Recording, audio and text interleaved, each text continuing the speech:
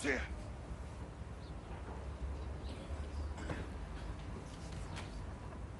Hiya, Wes. How'd you go on down at Anfield?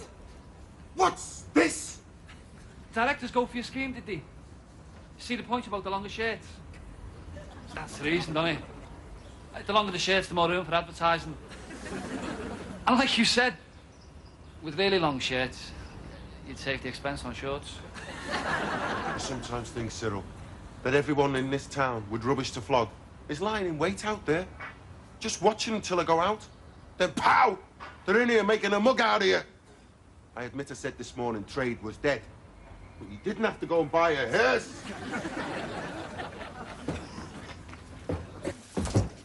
Yet another heap we'll never sell. That is where you are dead wrong. I got rid of one. Part exchange deal.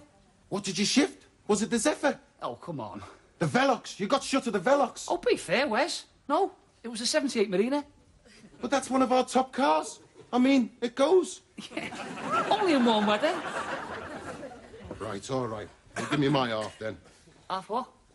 Of what you got? I mean, you didn't do just a straight swap. There must have been some cash involved. Yeah, 50 quid. Is that all? I knew you'd be pleased. He wanted 200. No way I said 50 is top. Hang on. You give him the Marina and 50 quid for Count Dracula's Maserati out there. We haven't got a hope in hell of getting rid of it. Who wants to get rid of it? I was thinking, you know, nice roomy sort of vehicle. Just a thing for outings. Outings? Cyril, it's a hearse. It's for carting coffins about. You don't have to come, Wes. I was thinking of outings for me and Glynis. I mean, it's long. Stretch out in the back. Oh, I see it all now. But Cyril, you don't want a hearse. I mean, we've got a big roomy car out in the back. You know, the humper snipe that's stacked on 4 piles of bricks. You can take Glynis out in that. Just what kind of girl do you think Glynis is? Well, if you really want to know... She is not the kind of girl who will go in a car with no wheels standing on 4 piles of bricks. If you must know, Glynis will only go in a car if a bona fide journey is involved. Now, it doesn't have to be all that far. One time, the car would not start. I just let the handbrake off and pushed it a yard or 2. But the point is, Glynis is particular. The car has to move. I don't want to hear the details, Cyril. Look, we did not go into the second-hand car business... Pre-owned? The pre-owned car business so that you could subsidise your bizarre courtship rituals. And that hearse is a dead loss. And no matter what Glynis may think, I am not taking it lying down. We could hire it out. There's a lot of do-it-yourself funerals now. People hire the hearse. They do. They hire the hearse and make their own arrangements. I was told that by a bloke in the business. Who was that? Paddy, the bloke who bought it off. Paddy. Paddy! You did get the logbook. God, you think I'm a mug, don't you? Of course I've got the logbook. I can't make head and tail of this. Because it's in Irish, that's all. So it's not even an English clapped-out hearse. It's an Irish clapped-out hearse. Cyril, this hearse has got to go! All right, clever tick, all right. Go ahead and sell it. But like you said yourself, who wants a hearse?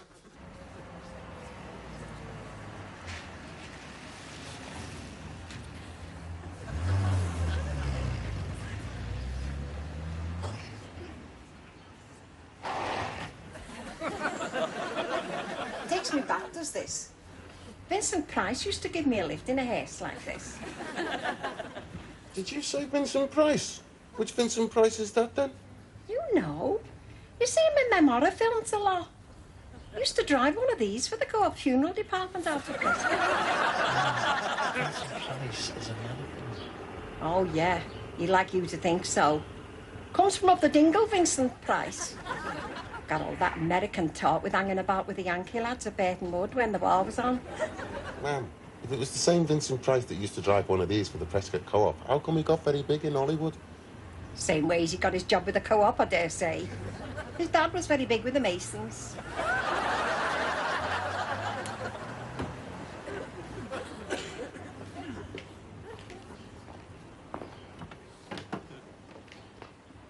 Leave the brain work to me, Cyril. Hello there, Mr. Nesbitt. How are you diddling? Oh, Leslie, Cyril. Where's the hearse, then? Ours? We just come to call on you, Mr. Nesbitt, to tell you that me and Cyril, well, we're like joining the profession. You're never setting up as undertakers. Well, the way we figure it, Mr. Nesbitt, to a lot of people, Death is the best way they've got of getting out of Liverpool. Who's that in the earth, then? Is that your first client? Mr. Nesbitt, that is an unworthy remark. And but for the high esteem in which I hold you, I would have to put the nut in. That is me man. Oh, I do beg your pardon, missus. I'm sorry, lads. I got a bit choked when you talked about going into competition. I've had it up to here with cowboy undertakers. You don't know me, Mr. Nesbitt, but I know you. You put my cousin Eunice under. Eunice Westcott, Nelson Street. I'm sorry, love. I know the name, but I can't just put a body to it. We're trying to talk business, you know. The thing is, Mr. Nesbitt, we're just paying a courtesy call. You know, since we're going to be professional colleagues. The recession is definitely bottoming out. So in past form, there'll probably be more jobs in London and more funerals round here. Don't expect me to say 3 cheers and welcome, lads. The profession's bursting at the seams. Sorry you feel that way, Mr. Nesbitt, but we've already bought the hearse now. But if we could find a buyer for it, things would be different, like. Just, come in the office, lads. We have to go through the embalming room, so don't hang about when we go through there, love. It's ingrained in my lads. Anything that doesn't move, they get the needle in and it's on the floor. The thing is, Mr. Nesbitt, around our way, in the flats like, they're crying out for a good cheap funeral. We'll be giving them no frills, no hidden extras interment. Satisfaction or your loved one back. I'm warning you, lads, you know, it's full of grief, the funeral game. I mean, people let you down like there's no tomorrow. I'd be doing you a favour taking that hearse off your hands. It is a genuine vehicle, isn't it? I mean, it hasn't been raced or rallied. Mr. Nesbitt, no way has that vehicle been used for joyriding. On my mum's grave. Where is your mother? Oh. Don't dawdling there, Mrs. You don't realise what goes on in a job, do you? Do you see behind the scenes? I think it's wonderful the way they make the dentures gleam like that. No, then, how much would you think of asking? 500. It is a vintage vehicle. Well, I dare say I could use it, but it's the old cash flow, you know. What about a part exchange? Oh, we couldn't entertain another hearse, Mr. Nesbitt. It's not a vehicle I'm offering. Cyril, have you ever looked ahead to the time when, like it or not, you have to depart from this vale of tears and shuffle off this mortal coil? No? It comes to us all, Cyril, leaving your loved ones grieving, heartbroken, and facing heavy expenses. Yeah, but don't keep looking at me. Tell how was he? But you're older than him. And anyway, you don't look after yourself. You drink, you smoke. And you look to me like a snooker player. He is. Like his father before him. So, it's exercise, isn't it? Exercise, smoke-filled room. Bending over a table, cramping all your internal organs up. Your dad was a lovely player, Cyril. Me dad? Thought you always told me he had bad eyes. Well, he had. Specs like beer bottle bottoms. No, he was like a bat, you see. Played off the echoes more than anything. All right, but let's get back to the hearse, shall we? I mean, time is money, Mr. Nesbitt. What are you offering? Let me show you something.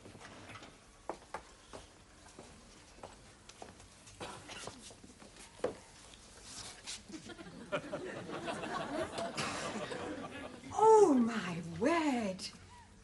Oh, I see.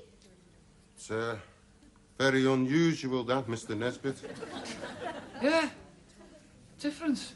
Yeah, you wouldn't chuckle it's different. There's only one such monument in the whole world, lads. The work of a master maestro, Neville Tupper. If that man could keep up the Bacardi, his stuff would be in the art gallery. Amazing. Amazing. Fantastic. You can see the concentration in his eyes. I should say he was planning to put topspin on his shot. One day, Cyril, your name could be on that stone. You could be somebody in that cemetery. Yeah. Yeah. Come on, Mr. Nesbitt, we're not buying gravestones, we're selling a hearse. I'll buy your hearse, Wes, at your price. 500. Made up as follows. To wit and viz. This unique work of art, plus 100 in your hand, in readies. I tell you what, Wes, I quite like it. I think it's wonderful. Wait, man, 400 quid so our Cyril can have his ego massaged. Cyril for Cyril's dad? It's a dead spit of him. Never could afford a posh funeral, nor a stone either. You wouldn't deny your dear old mother, would you, lads? You'd have to throw in the inscription on the stone, like. Oh, I'll throw in more than that. Neville wrote a tremendous piece of poetic tribute. It's written here. You can have it all on the stone. There. What do you think of that, Mrs. McGregor? God saw you were tired and thought it best to lay your cue down for a rest. He gave you just a gentle push, and down you went, in off the cush. Oh, that's beautiful. It's the Nesbit. Got yourself a deal. Well, I think it's ever so romantic. You putting a stone up for him after all these years. By rights, Glenys, he should have had a stone off them he worked for. Let's face it, but for an accident at work, he'd still be here today. Well, when I say here, I mean he'd be down at the snooker hall today. But I thought you said he was hit by a tram, trying to get half a crown that was stuck on a tram line. That was his work, love. Inspector he was, youngest in the service. Like a wartime commission, you know, with them as could see being away in the army. Oh, yeah, killed in the line of duty he was. Well, between the lines of duty, they couldn't deny that. Mind, there was a lot never come out. What do you mean? Well, by rights, there should have been another 3 minutes before that tram hit him. It's my belief they was rushing to get a pint in at the terminus. Oh, there was a lot got hushed up. Such as what?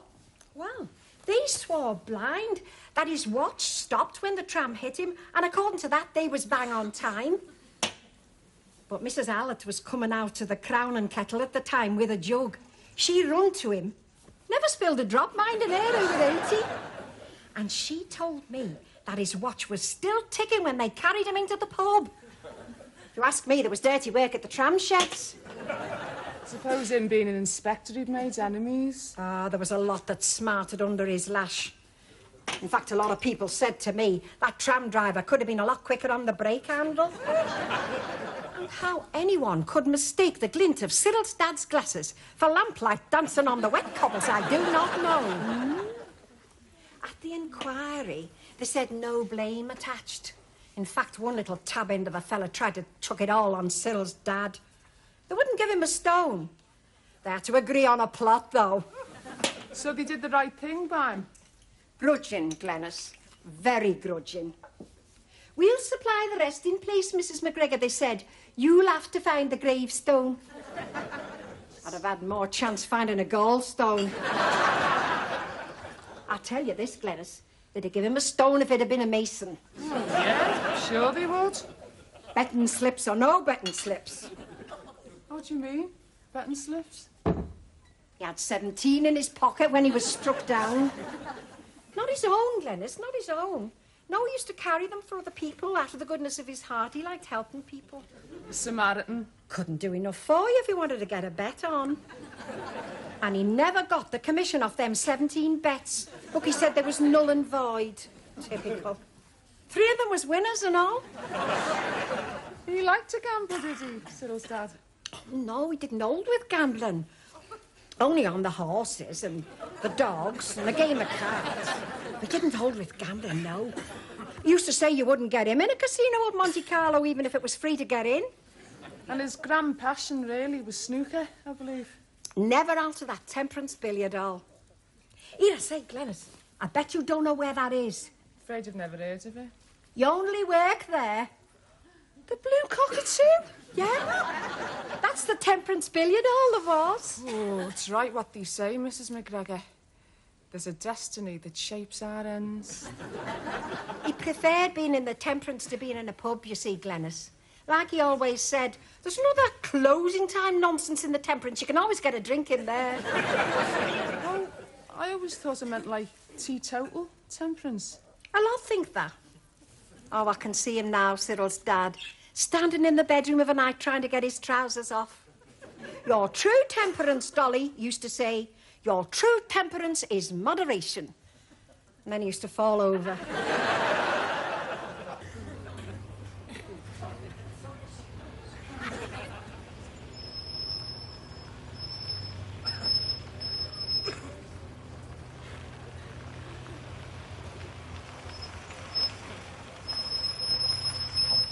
flaming time. Language, Cyril. You are in a cemetery. He never done up of 8 mile an hour all the way. Only been out of first gear twice. I'll tell you something else, and all. He's come in this cemetery the back way, hasn't he? Why didn't he come in through the front gate, eh? Yeah, funny that. I'll ask him. Shush! Stop that! What's up? We'll have some decency. You're in a cemetery. Tooting on the horn, Cyril. That's the last thing some of the people in here ever heard in life. Why have we come in the back way? What was wrong with coming in through the front gate? We're here, aren't we? Now look, is that where you put Cyril's dad, or not? Yes, that's the one. Next to Armitage Edward, sleeping, gently sleeping. Exactly, sleeping. That's why we don't want to go around tooting car horns and generally making a row. You come all round the houses getting here. I thought you was open to have it dark. I come the pretty way, didn't I? Past the sewage works. It's all comparative, Cyril. Past the sewage works, yes, but still pretty in some ways we could have come. Yeah, Nigel, careful. Chuck her out with a truss is no use to me.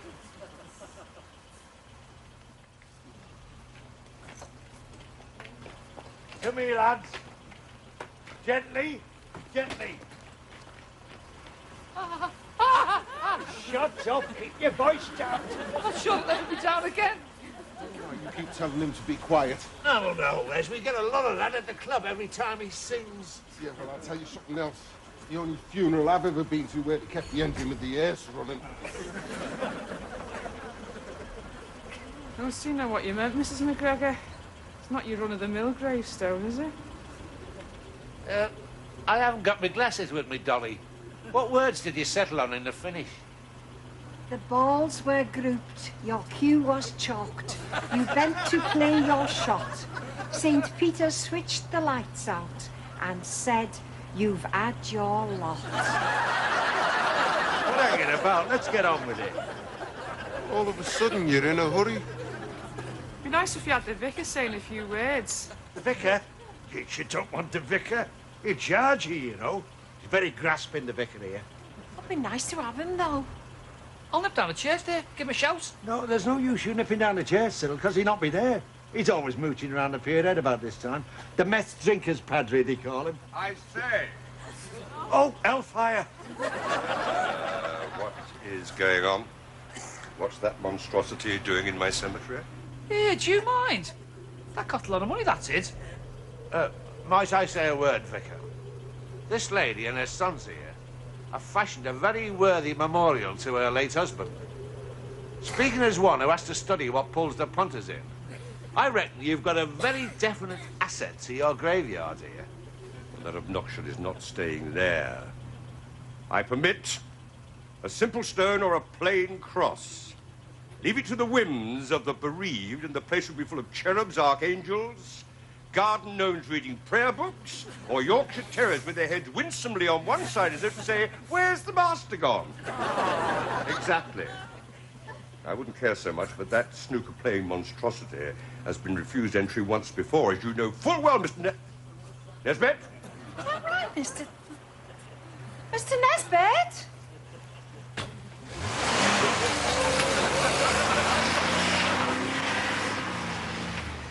We'll get you for this, Nesbit! You'll be hearing from our solicitor! Yes! Or possibly our undertaker! You're asking me to sue him? Exactly. Our Wes was all for going round Nesbit's chapel arrest and doing him. I said, Wesley, if we do that, Magna Carta died in vain. We shall seek redress through the law. Then we go down to chapel arrest and do him. Very commendable, Cyril, but if you let me get a word in, which I advise, since you'll be paying for my time, I can't sue Harry Nesbit for you. You'll have to get another solicitor. But I always have you, Mr. Cox. In the first place, Harry Nesbit's already been on to me. I've agreed to represent him. What a liberty! Everybody knows you're my solicitor. Hey, and what a giveaway. Shows he's guilty. Let's face it, Mr. Cox, anyone who comes to you... All right, sir. In the second place, he wants me to sue you.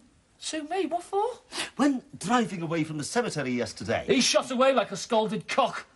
And in my hearse, what he got from me by fraud or trickery. That hearse is mine. There is some evidence that he was driving at speed. As it happens, the police stopped him. Claimed he was doing 80 on the ring road. In my hearse. When discussing the speeding and sundry other matters, they ran your hearse through a computer. Turns out to be on the warm list. Stolen in Dublin last week. Not my hearse, Mr. Cox. Not to do with me. That's not what Harry Nesbitt thinks. Or the police. Surprised you haven't had a visit yet. I acted in good faith, Mr. Cox. Bought that hearse and a bona fide deal off a chap I took to be a bona fide punter. I mean, he had the logbook. Oh, yeah. The logbook. In Irish. Well, being an Irish document, it would be. The police have had it translated. That logbook, Cyril, turns out to be a document entitling a nursing mother to free orange juice. And by the way, my client wants his gravestone back. He's had that. My mum took a fancy to it. But if she can't put it on your dad's grave, Cyril, what the hell is she going to do with it?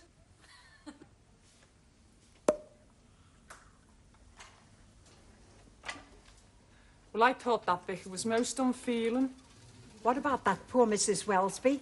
Her vicar refused to marry her in her second. Stood there in the church they was. Because she was divorced? No, that was the trouble. It hadn't come through. Just shows you, Glenys, there's always somebody worse off than yourself. Elizabeth Taylor, she's one I feel sorry for. Glenys, here you are, Dolly. It's very nice of you, Cohen, to have the stone here at the club. Yeah, and anyway, ma'am, you want people to see a stone like that. There's a lot more people comes in here than goes in that graveyard. Basically, this place and the graveyard do share the same clientele, Wesley. But I get them only when they're dead from the neck up.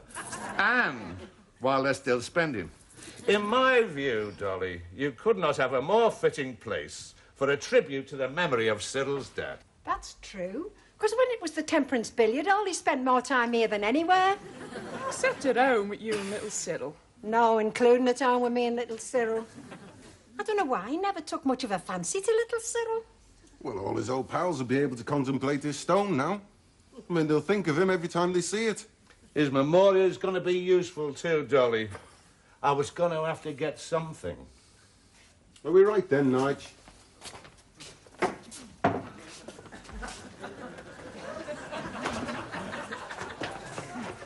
You are wrong, Glove. Beg pardon, Mrs. McGregor. Oh, I was just thinking of something Cyril's dad used to say when I hadn't got his tea ready or he was feeling a bit sorry for himself. What was that? When I am dead and gone, he used to say, you will not be able to treat me like a convenience.